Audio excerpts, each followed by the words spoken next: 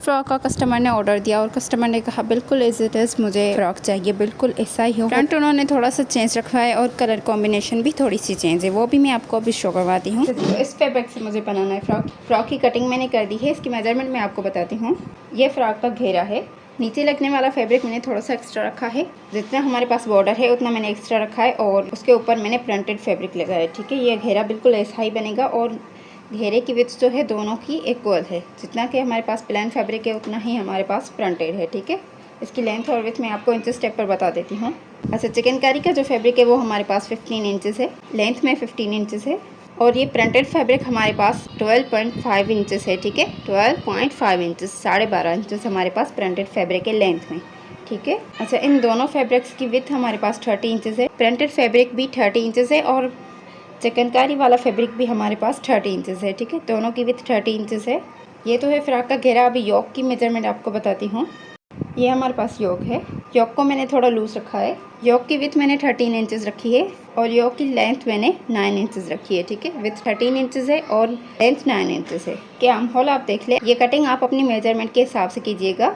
अच्छा, arm hole की cutting आपने ऐसे करनी होती है कि जितनी आपकी मेजरमेंट है उस हिसाब से करनी होती है। तो यहाँ पर आपने 4 इंचेस पर एक मार्क करना है सीधा और फिर यहाँ से इस साइड भी हमने सीधा मार्क करना है। ठीक है, उसके बाद आपने यहाँ पर हाफ इंच का मार्जिन छोड़ते हुए राउंड शेप पे आपने निशान लगाना है। यहाँ पर मार्किंग करने के बाद उस मार्किंग के ऊपर आपने कटिंग कर देनी है। ठीक है, तो इस तरीके से आर्म होल कट हो जाएंगे और उसको डबल फोल्ड करने के बाद आपने कटिंग करनी है ताकि दोनों साइड्स आर्म होल बिल्कुल इक्वल कट हो जाएँ। नेकलाइन मैंने नहीं कट की यहाँ पर। अच्छा, ये स्लीव्स हैं, स्लीव्स पर यहाँ पर हम इलास्टिक लगाएंगे और यहाँ से हम थोड़े से चुन्नट डालेंगे। ये फोल्डेड स्लीव्स हैं हमारे पास 7 इंचेस 0.5। ठीक है, 7.5 इंचेस इसकी विड्थ है हमारे पास और स्लीव्स की लेंथ मैंने 4 इंचेस रखी है। मैंने स्लीव्स विड्थ में थोड़ी ज़्यादा रखी है क्योंकि यहाँ पर मैं चुन्नट बनाऊँगी। ठीक है, इलास्टिक बॉबिन इलास्टिक यूज़ करेंगे और यहाँ से भी हल्के से चुन्नट लगाएंगे। पीछे बहुत शोर आ रहा है, उसके लिए मैं पहले ही माजरत ख्वाह हूँ आपसे। योक हो गया, स्लीव्स हो गई और इसके बाद घेरा भी हो गया। ठीक है, ये लेस है, ये लेस हम यूज़ करेंगे इस फ्रॉक पर। अच्छा, ये फैब्रिक थोड़ा सा मैंने कट किया है फ्रंट के योक पर लगाने के लिए। ठीक है, 6.5 इंचेस इसकी विड्थ है हमारे पास, इस फैब्रिक की विड्थ 6.5 इंचेस है और 7 इंचेस इस फैब्रिक की लेंथ है हमारे पास। ठीक है, इसको राउंड शेप में मैंने कट किया है। ये फ्रंट साइड पर लगेगा योक पर और ये स्ट्रिप मैंने कट की है। ये स्ट्रिप हम लगाएंगे यहाँ पर पूरे इस फैब्रिक पर पूरे पे लगाएंगे हम राउंड पर और इस स्ट्रिप पर हमने चुन्नट बना लेनी है, पूरे स्ट्रिप पर चुन्नट बनाकर और हमने लगानी है यहाँ पर। ठीक है, तो इसकी मैं आपको लेंथ और विड्थ बता देती हूँ। इस स्ट्रिप की विड्थ मेरे पास 4 इंचेस है। ये स्ट्रिप लेंथ में मैंने बहुत ज़्यादा ली है, आप अपने हिसाब से ले सकते हैं। ये लेंथ में 58 इंचेस है। ठीक है, देखते हैं कि कितनी इस पर लगती है, बाकी जो एक्स्ट्रा होगी उसको मैं कट कर दूंगी। तो आपने अपने हिसाब से लेनी है, जितनी भी आपके पास हो उस हिसाब से आप चुन्नट बनाकर यहाँ पर लगा दीजिएगा। ठीक है, घेरे की जितनी भी विड्थ थी फैब्रिक की तो मैंने पूरे घेरे से ये स्ट्रिप निकाली है, इस वजह से ये स्ट्रिप मेरे पास ज़्यादा बड़ी हो गई है और इस लेस से हमने इसको डिज़ाइन करना है। तो ये मेजरमेंट सारी मैंने आपको बता दी है। अब चलते हैं स्टिचिंग की तरफ। अच्छा, स्टिचिंग करने से पहले मैं आपको ये बता दूँ कि ये जो योक मैंने बनाया है ना, तो योक को बिल्कुल आपने सीधा नहीं रखना होता। यहाँ से हल्का सा आप थोड़ा सा राउंड शेप दे दीजिएगा। ठीक है, यहाँ से कॉर्नर मैंने हल्का सा कॉर्नर कट कर दिया है, ऑलमोस्ट हाफ इंच आप यहाँ से कट कर दें। अच्छा, सबसे पहले हमने जो योक पर फैब्रिक लगाना है उस पर हमने लगानी है स्ट्रिप सेंटर पर। ठीक है, तो इसके सेंटर पर मैंने एक छोटी सी क्रीज बिठा ली है, हल्की सी। ये स्ट्रिप मैंने लगानी है, इस स्ट्रिप के सेंटर पर भी मैंने हल्की सी क्रीज बिठा ली है, ये देख लें। तो इस क्रीज को हम इसके ऊपर रखेंगे। ठीक है, बिल्कुल इसी के ऊपर रखेंगे तो ये सेंटर पर आ जाएगी। अब हमने साइड से इस फैब्रिक को फोल्ड करना है, पर हमने स्टिच कर देना है इस फैब्रिक को। अच्छा, ये देखें, इस पर मैंने स्ट्रिप लगा ली है। ठीक है, अब हमने लेना है वो फैब्रिक जिससे हमने चुन्नट बनाकर और यहाँ पर लगानी है। ठीक है, तो ये स्ट्रिप मैंने बनाई थी चुन्नट बनाने के लिए। इस स्ट्रिप पर हम सिलाई करेंगे चुन्नट बनाने के लिए, लेकिन मशीन से सिलाई को आपने बड़ा करना है और फिर स्टिचिंग लगानी है। इस स्ट्रिप को मैंने डबल किया है और बाहर वाली साइड 1 बूट का मार्जिन छोड़ते हुए मैं सिलाई लगाऊंगी। अच्छा, इस स्ट्रिप पर मैंने सिलाई लगा ली है। अब हम इसको खींचकर चुन्नट बना लेंगे। यहाँ से हम एक धागे को पकड़ेंगे और खींचेंगे तो इस स्ट्रिप पर चुन्नट बन जाएंगे। ये देखें, बिल्कुल इसी तरीके से हमने चुन्नट बना लेने हैं। अच्छा, ये देखिए, मैंने पूरी स्ट्रिप पर चुन्नट बना लिए हैं। ठीक है, अब ये स्ट्रिप हम इस फैब्रिक के ऊपर लगाएंगे, बिल्कुल इक्वल रखेंगे और ऊपर से हम स्टिचिंग कर देंगे।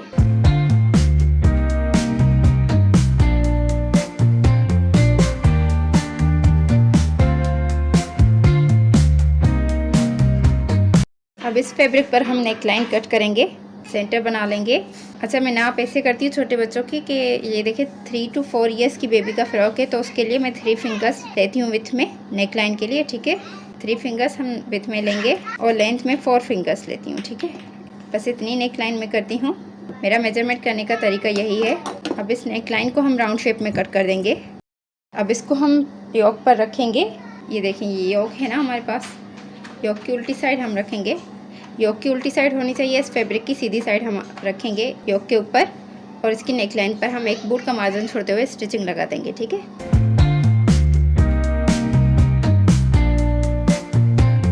अब इस एक्स्ट्रा फैब्रिक को हम कट कर देंगे। अच्छा, अब इस फैब्रिक पर हम हल्के से कट लगा लेंगे। पूरी नेक लाइन पर कट लगा देने हैं हल्के हल्के।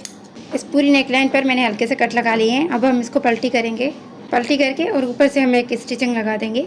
अच्छा, नेक लाइन पर मैंने स्टिचिंग लगा दी है। अब यहाँ पर मैं एक स्टिचिंग लगाऊंगी। अच्छा, यहाँ पर हमने स्टिचिंग लगा देनी है। अच्छा जी, ये सारा मैंने बना लिया है, लेकिन इस पर मुझे लेस लगानी थी, वो मैं जल्दी में लेस लगाना भूल गई हूँ। तो इसको मैं फिर से खोलूँगी, इसकी स्टिचिंग को खोलूँगी और फिर यहाँ पर लेस लगाऊंगी। ठीक है, लेस लगाने के बाद ये पूरा स्टिच करने के बाद मैं आपको बताती हूँ कि फिर क्या करना है आगे। तो फिर आगे के स्टेप्स मैं आपको बाद में बताती हूँ। ठीक है, अच्छा, इसको मैंने स्टिच कर दिया है, यहाँ पर लेस भी लगा ली है। ठीक है, बिल्कुल उस तरीके से फिर से मैंने इसको स्टिच कर दिया है। अब हम बैक साइड लेंगे, योक की बैक साइड लेनी है और उसके सेंटर पर हमने कट लगाना है। ठीक है, इसको हाफ हाफ कर देना है। तो बैक साइड के योक को हमने हाफ हाफ कर लिया है। अब यहाँ पर हम स्ट्रिप लगाएंगे। इस स्ट्रिप की चौड़ाई मेरे पास 2 इंच है। लेंथ हम इसके हिसाब से लेंगे, योक के हिसाब से लेंगे। ठीक है, लेंथ हमने योक के हिसाब से लेनी है, लेकिन चौड़ाई इसकी जो है विथ हमारे पास 2 इंच है। बटन पट्टी की तरह हम इसको यहाँ पर स्टिच करेंगे। ठीक है, अच्छा, यहाँ पर हमने स्ट्रिप लगा ली है। अब स्ट्रिप को हम नीचे से कट कर देंगे, एक्स्ट्रा फैब्रिक को। योक की बैक साइड पर हमने स्ट्रिप को बटन पट्टी करके बनाना है, दोनों साइड हमने लगाना है। ठीक है, एक साइड स्ट्रिप लग चुकी है, दूसरी साइड भी बिल्कुल इसी तरीके से हमने स्ट्रिप लगा लेनी है। दोनों साइड हमने स्ट्रिप अटैच कर दी है। यहाँ से भी हम एक्स्ट्रा फैब्रिक को कट कर देंगे। अब हम शोल्डर अटैच करेंगे।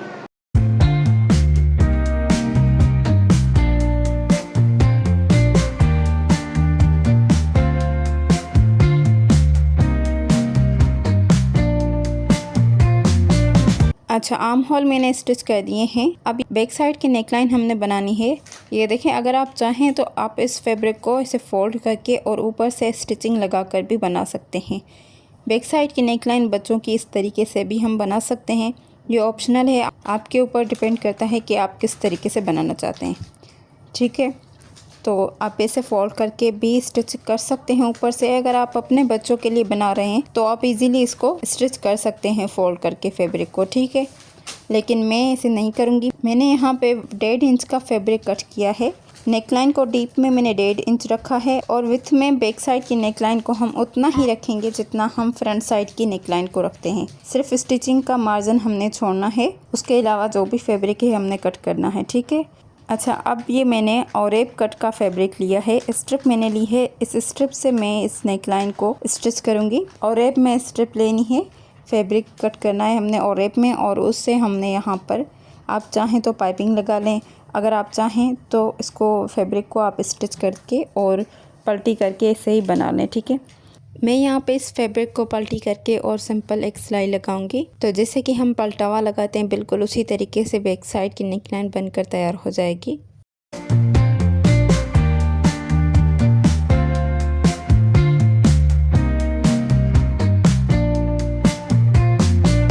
अच्छा, बैक साइड की नेकलाइन मैंने बना ली है। अब हमने क्या करना है कि ये जो हमने बटन पट्टी लगाई है इसको अभी हम बंद कर देंगे। ठीक है, इसको बंद कर देंगे ताकि नीचे से घेरा लगाते वक्त फ्रॉक की जो फिटिंग वगैरह है वो हर चीज़ बिल्कुल इक्वल आनी चाहिए, फ्रंट और बैक साइड।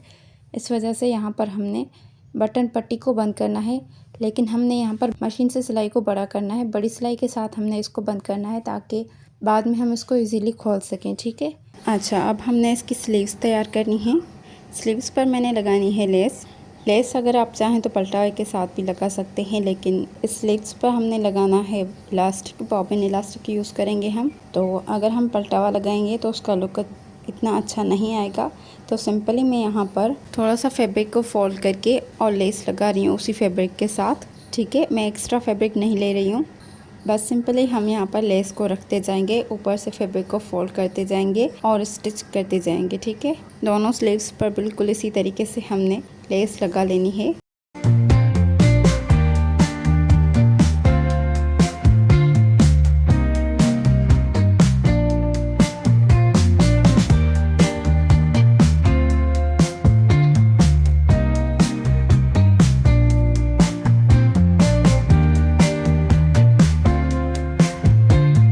अच्छा, स्लीव्स पर मैंने लेस लगा ली है और स्लीव्स मैंने योक के साथ अटैच कर दिए हैं।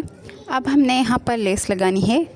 योक पर जो हमने जॉइंट लगाया है वाइट कलर का, वहाँ पर हमने लगानी है ब्लैक कलर की लेस। लेस को हम ऊपर रखेंगे, बिल्कुल शोल्डर के साथ रखेंगे और स्टिच कर देंगे। अच्छा, ये लेस चिकन की है तो बिल्कुल भी ख़राब नहीं होगी। आप पहले लगाएं या बाद में लगाएं, कोई मसले की बात नहीं है, बिल्कुल ख़राब नहीं होती। तो शोल्डर से हमने लेस को लगाना स्टार्ट करना है और बिल्कुल इसी के ऊपर ऊपर हमने लगाते जानी है। पूरे इसी राउंड शेप पर मैं लेस लगा लूँगी।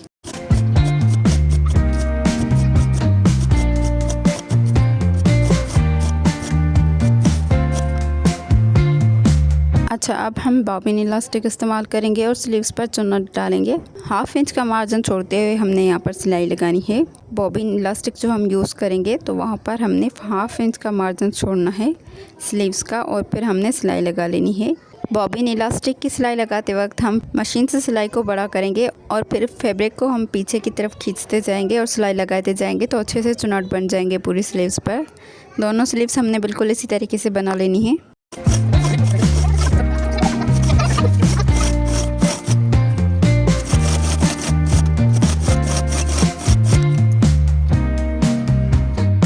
अच्छा, स्लीव्स बन चुकी हैं। अब हम इस फ्रॉक के लिए बेल्ट बनाएंगे और फ्रॉक के घेरे पर हमने लेस लगानी है। ये घेरा हमने ऊपर वाली साइड लगाना है और इस घेरे पर हमने लेस लगानी है। फ्रंट साइड जो ओपन है वहाँ पर भी लेस लगेगी और नीचे दामन की साइड भी पूरे फ्रॉक के घेरे पर हमने लेस लगानी है। चिकन की लेस है, ये चिकन की लेस लगा लूँगी मैं इस पर। और उसके अलावा मुझे यहाँ पर बेल्ट बनाना है जो फ्रॉक के पीछे हमने लगाना है। ठीक है, फ्रॉक की बैक साइड पर ये बेल्ट लगेगा। उसके लिए ये फैब्रिक लिया है मैंने।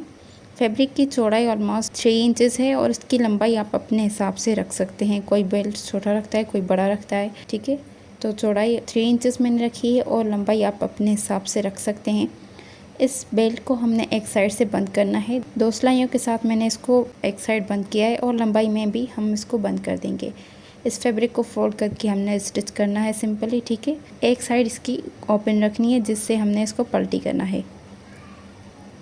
तो ये देखें, इसकी ये साइड मैंने ओपन रखी है। अब बेल्ट को मैंने इस साइड से ही पलटी करना है। ठीक है, सिलाई को पक्का करके मैंने निकाल लिया है और फिर दूसरा भी बेल्ट हमने बिल्कुल उसी तरीके से बना लेना है, सिलाई कर लेनी है। उसके बाद आप किसी भी चीज़ की मदद से इसको पलटी कर सकते हैं। जैसे कि हम सिंपली कोई डोरी वगैरह बनाते हैं तो उसको पलटी करते हैं, बिल्कुल उसी तरीके से ये बेल्ट भी हमने पलटी कर लेना है। ठीक है,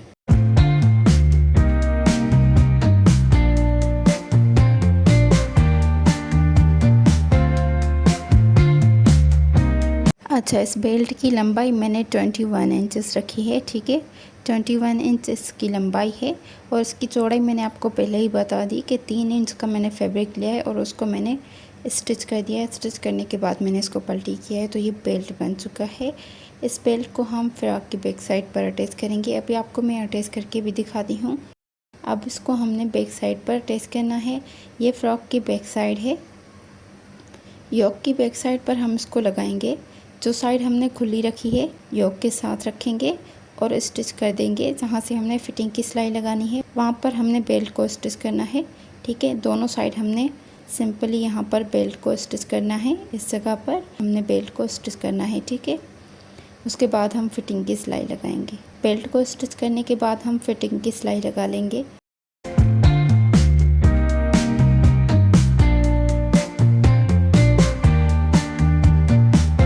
अच्छा, यहाँ पे मैंने बेल्ट को अटैच कर लिया है। अब हम इसको बंद कर देंगे ताकि किसी सिलाई में ना आ जाए और इजीली हम बाकी की सिलाई कर सकें। इस वजह से मैं इसको बंद कर दूँगी यहाँ पर। अगर आप इस बेल्ट को बंद कर देते हैं तो आपको सिलाई करने में बहुत आसानी होती है। किसी भी सिलाई के अंदर ये नहीं फंसता। अगर ये अपनी जगह पर फिक्स होता है तो किसी भी सिलाई में नहीं आता।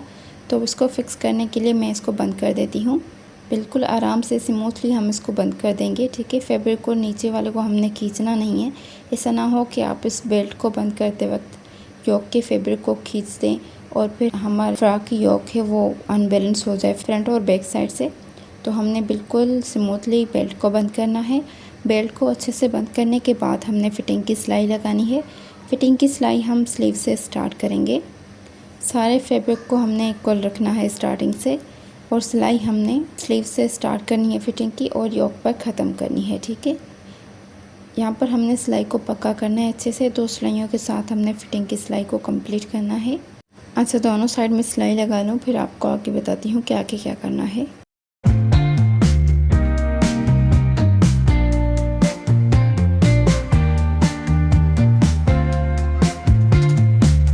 अच्छा, ये देखिए योक मैंने बना लिया है। योक पर मैंने फ़िटिंग की सिलाई लगा ली है। बेल्ट भी अटैच हो चुका है, स्लीव्स वगैरह हर चीज़ बन चुकी है, बिल्कुल रेडी हो चुका है योक पूरा। अब हमने यहाँ पर घेरा अटैच करना है। तो घेरे पर मैंने सिलाई लगा ली है।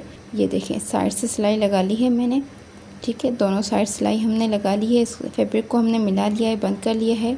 घेरे पर मैंने ऊपर से सिलाई लगाई है जिससे हमने चुन्नट बनाने हैं। मशीन से सिलाई को बड़ा करना है और सिंपली आपने थोड़ा सा मार्जिन छोड़ते हुए पूरे घेरे पर हमने राउंड पर सिलाई लगा लेनी है। इस सिलाई से हम चुन्नट बनाएंगे और बिल्कुल इसी तरीके से हमने प्रिंटेड फैब्रिक को भी सिलाई लगा लेनी है और फिर एक धागे से खींचकर हमने इस पर चुन्नट रख लेने हैं। अच्छा, इस प्रिंटेड फैब्रिक को मैंने नीचे से थोड़ा सा राउंड शेप दे दिया है और कॉर्नर को मैंने कट कर दिया है। इसको मैंने राउंड शेप दे दिया है। अगर आप चाहें तो इसको एज इट इज़ रख सकते हैं, जितना जैसे कि फैब्रिक हमने पहले कट किया था। अगर आप चाहें तो उसके कॉर्नर्स को कट करके इसे राउंड शेप दे सकते हैं। लेकिन जो पिक्चर मुझे कस्टमर ने सेंड की थी तो उसमें भी कॉर्नर्स नहीं थे, राउंड शेप था। उस वजह से मैंने इसके कॉर्नर कट करके और उसको मैंने राउंड शेप कर दिया। ये सिर्फ फ्रंट साइड से किया है मैंने। ये दोनों फैब्रिक घेरे पर लगाने वाले हैं और इन फैब्रिक की विड्थ हमने बिल्कुल उतनी रखनी है जितना कि हमने योक को रखा है, ठीक है। घेरे पर लगने वाले दोनों फैब्रिक की मैं चुन्नट बना लूँ तो फिर आपको बताती हूँ आगे वाला स्टेप, ठीक है। सबसे पहले हमने प्लेन फैब्रिक लेना है जो हमने घेरे पर लगाना है और उसके बाद हमने लेना है प्रिंटेड फैब्रिक।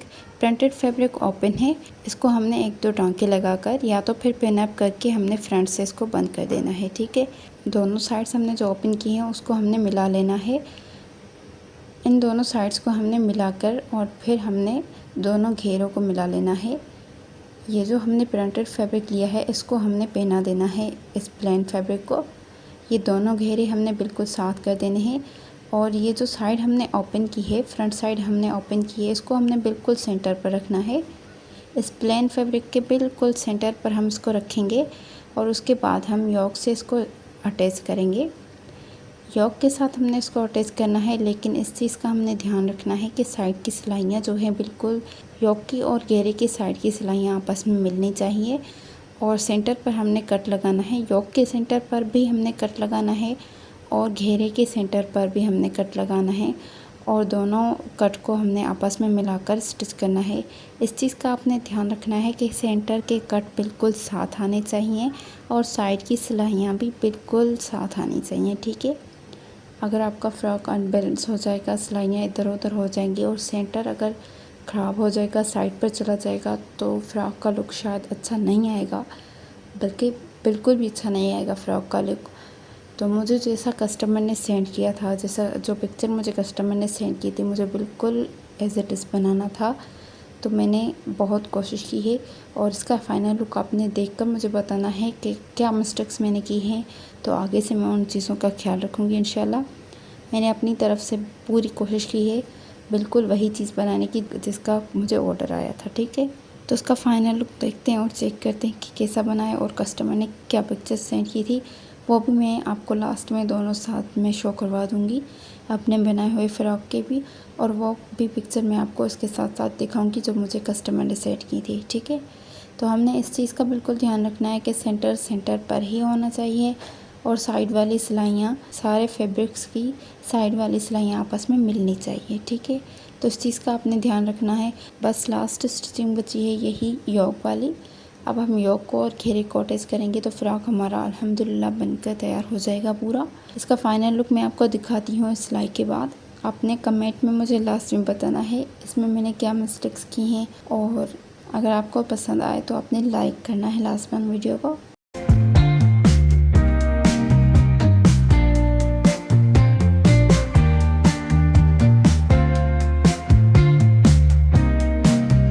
अच्छा, तो फ्रॉक मैंने बना लिया है, ये देख सकते हैं आप। बस इस पर यहाँ पर मुझे बटन लगाने हैं, 3 बटन बनाने हैं मुझे इसी फैब्रिक से और यहाँ पर लगाने हैं। अच्छा, अगर आप फैब्रिक से बटन बनाना सीखना चाहते हैं तो आप कमेंट करके बता सकते हैं। इंशाल्लाह इजी तरीके से मैं आपको ये बटन्स बनाना सिखाऊंगी जो मैंने अभी फ़्रॉक के ऊपर लगाए हुए हैं।